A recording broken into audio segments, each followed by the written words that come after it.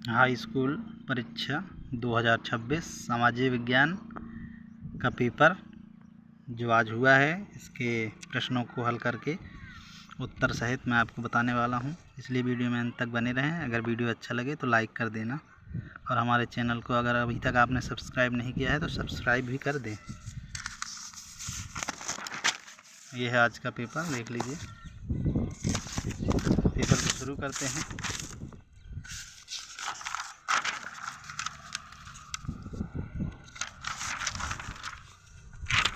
पहला प्रश्न है, सही विकल्प चुनकर लिखिए। तो इसमें पहले का सही उत्तर था दा, नदी के किनारे, सही विकल्पों में। दूसरे सही विकल्प का सही उत्तर था बा, डायमंड सूत्र। तीसरे प्रश्न का सही आंसर था सा, तमिलनाडु। इसके बाद अगला पेज है। प्रश्न 4, इसका सही उत्तर था आ, मछली पकड़ना। प्रश्न 5वां का सही उत्तर था आ, विदेशी निवेश। 6वें का सही उत्तर था बा, समाज द्वारा स्त्री और पुरुष को दी गई असमान भूमिकाएं। इसके बाद प्रश्न 4। प्रश्न 4 है, रिक्त स्थानों की पूर्ति कीजिए।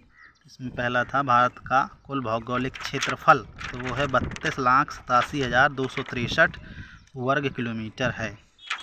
दूसरा है कांडला पत्तन को के नाम से भी जाना जाता है, तो यहाँ पर था दीनदयाल पत्तन। तीसरे में भरना था आपको अनौपचारिक स्रोत। चौथे में भरना था पशु धन बाजार। 5वें में नारी शक्ति वंदन अधिनियम वर्ष 2023 में पारित किया गया। और 6वें का सही उत्तर है विनोबा भावे द्वारा शुरू किए गए भूदान ग्रामदान आंदोलन को रक्तहीन क्रांति का नाम भी दिया गया। इसके बाद अगला प्रश्न, सत्य असत्य लिखिए।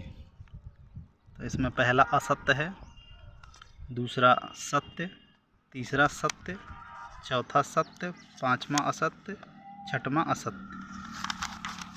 इसके बाद अगला प्रश्न है, प्रश्न 4 है, सही जोड़ी मिलाइए। महानदी बेसिन, पहले को सा से हीराकुंड परियोजना है। दूसरे का वंदे मातरम बंकिम चंद्र चट्टोपाध्याय। तीसरे का कोलंबो। चौथे का बा, करेंसी।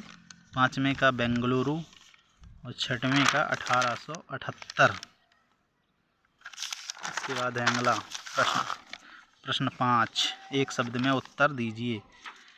पहला है, सरकार का कौन सा रूप बेहतर है? तो इसका सही उत्तर है लोकतंत्र, यानी डेमोक्रेसी।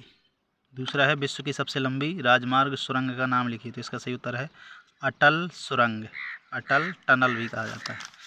तीसरा है, प्रतिरक्षा और विदेशी मामले कौन सी सूची में शामिल होते हैं? तो इसका सही उत्तर है संघ सूची। चौथे का सही उत्तर है ड्यूक मैटरनिच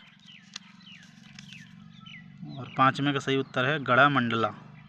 6वें में हो जाएगा आपका UNDP, संयुक्त राष्ट्र विकास परिषद, यह कार्यक्रम, संयुक्त राष्ट्र विकास कार्यक्रम। प्रश्न 6 है, उपभोक्ता शोषण के कोई 2 प्रकार लिखिए। इसका पहला है मिलावट करना, कोई भी सामग्री है उसमें अशुद्धियाँ मिला करके बेचना, पहला इसमें ये हो जाएगा। दूसरा हो जाएगा कम नाप तोल करना, यानी जो बेची जा रही सामग्री उसकी नाप तोल कम कर देना। इस तरह से उपभोक्ता शोषण होता है। अगला है 7वां प्रश्न कि संसाधन क्या है? तो यहाँ पर आपको आंसर में लिखना था कि हमारे पर्यावरण में उपलब्ध हर वह वस्तु जो हमारी ज़रूरतों को पूरा करने के लिए उपयोग की जा सकती है और जिसे बनाने के लिए तकनीक उपलब्ध है, संसाधन कहलाती है। इसके बाद था प्रश्न 8, लोकतंत्र में नागरिकों की क्या भूमिका है? किन्हीं 2 बिंदुओं में लिखिए। तो नागरिकों की भूमिका लोकतंत्र में पहला है मतदान करना, दूसरा है जागरूकता और भागीदारी। इसी तरह इसके अर्थों में था लोकतंत्र में निर्णय लेने में देरी के कोई 2 कारण। तो इसका पहला है विचार विमर्श और चर्चा।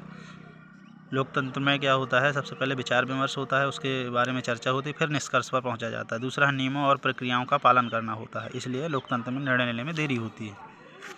9वें का अथवा है जैव विविधता क्या है? तो इसका उत्तर था पृथ्वी पर पाए जाने वाले जीवों की विविधता, जैसे पेड़ पौधे, जीव जंतु, सूक्ष्म जीव को जैव विविधता कहते हैं। यानी पृथ्वी में विभिन्न प्रकार के पेड़ पौधे पाए जाते हैं, जीव जंतु पाए जाते हैं, इनकी विविधता ही जैव विविधता कहलाती है। 10वां था ऋण की शर्तें किसे कहा जाता है। तो इसका सही उत्तर था कि ऋण लेते समय ऋणदाता और उधारकर्ता के बीच तय की गई शर्तों को ऋण की शर्तें कहते हैं। इसका अर्थ हुआ था कि मुद्रा क्या है। तो मुद्रा वह वस्तु है जो वस्तुओं की खरीदारी और सेवाओं के मूल्य को मापने और भविष्य के भुगतान के लिए उपयोग की जाती है, मुद्रा कहलाती है। इसके बाद है 11वां प्रश्न कि पारिस्थितिक तंत्र किसे कहते हैं। तो इसका सही उत्तर लिखना था कि पारिस्थितिक तंत्र एक प्राकृतिक इकाई है जिसमें किसी क्षेत्र के सभी जीवित जीव, पौधे, जानवर और सूक्ष्म जीव अपने भौतिक पर्यावरण, मिट्टी, जलवायु के साथ अंतःक्रिया करते हैं, पारिस्थितिक तंत्र कहलाता है। इसके अथवा में था भारतीय वन्य रक्षण अधिनियम 1972 के प्रमुख 2 प्रावधान। तो पहला प्रावधान था कि अवैध शिकार पर रोक, जानवरों की जो अवैध शिकार वन्य जीवों की होती थी उस पर रोक लगाई गई। दूसरा था संरक्षित आवासों की स्थापना की गई। 12वां प्रश्न था विदेशी व्यापार क्या है। तो इसका सही उत्तर लिखना था आपको कि 2 या 2 से अधिक देशों के बीच होने वाली वस्तुओं और सेवाओं के लेन देन को विदेशी व्यापार कहते हैं। अगला है इसका अथवा बहुराष्ट्रीय कंपनी से आप क्या समझते हैं। तो इसका सही उत्तर था ऐसी कंपनियां जो एक से अधिक देशों में उत्पादन पर नियंत्रण या स्वामित्व रखती हैं, बहुराष्ट्रीय कंपनियां कहलाती हैं। 13वां प्रश्न जायद फसल क्या है। 2 जायद फसलों के नाम लिखिए। तो जायद फसल कहलाती हैं, देखिए जायद की फसलें रबी और खरीफ फसल ऋतुओं के बीच ग्रीष्म ऋतु मार्च से जून में बोई जाने वाली फसलें हैं। 2 उदाहरण हैं खीरा और तरबूज। इसके बाद है प्रश्न 14 कार्न लॉ क्या था। कार्न लॉ वे कानून थे जिनके माध्यम से ब्रिटिश सरकार के देश में मक्का के आयात पर प्रतिबंध लगा दिया था। इसके बाद है 15 प्रश्न भारत में कृषि पर आधारित किन्हीं 4 उद्योगों के नाम लिखिए। तो पहला था सूती वस्त्र उद्योग, दूसरा था चीनी उद्योग, तीसरा है जूट पटसन उद्योग, चौथा खाद्य तेल उद्योग। 16 है संघीय शासन व्यवस्था की 2 विशेषताएं लिखिए। तो पहला है दोहरी सरकार मतलब एक केंद्र में होती है, दूसरी राज्य में, और दूसरा है शक्तियों का विभाजन होता है इसमें। फिर है अगला प्रश्न 7वां पंचांग से क्या से है। 18वां प्रश्न यदि आपको इनके आंसर अच्छे लगे हों और यह जानकारी आपको उपयोगी लगी हो तो हमारे चैनल को लाइक करें और कमेंट करके बताएं। यदि और क्वेश्चन के आंसर आपको चाहिए हो तो बाकी क्वेश्चनों के आंसर भी मैं आपको उपलब्ध करवाऊंगा अगली वीडियो में। इस प्रश्न 23 में था मारमा गाँव, सिंगरौली, दिल्ली, बालाघाट, इनको हमें मानचित्र में दर्शाना था।